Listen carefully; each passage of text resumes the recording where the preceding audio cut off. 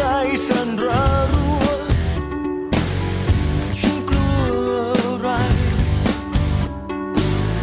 เธอเลวจริงหรือเพียงจะวัดใจใครเหมือนคำขู่ท้าทายให้ยอมจำนนพายุทางโทอยู่ในใจจะออกไปแต่ขอบฟ้าแต่เหมือนว่าโชคชะตาไม่เข้าใจมองไปไม่มีหนทางชีวิตฉันต้องล้มลงใช่ไหมหัวใจคำรามฟ้าครามไม่สร้างใครทะเลจะสร้างคนด้วยอันตรายพายุ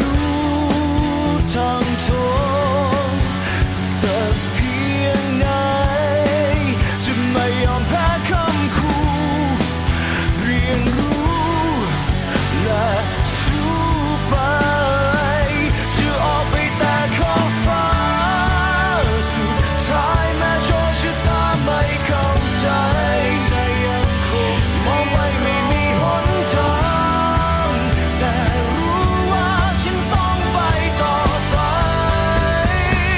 ตรงเส้นขอบฟ้าสีครามความหวัง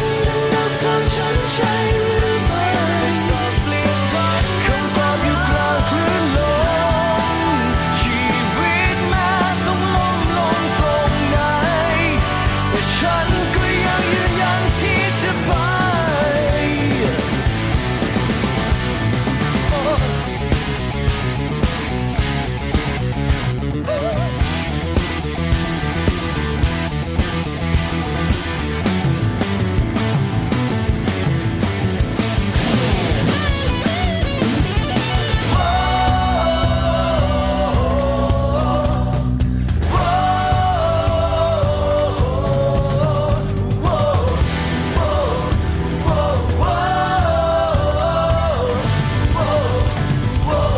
จะออกไปแต่ขอบฟ้า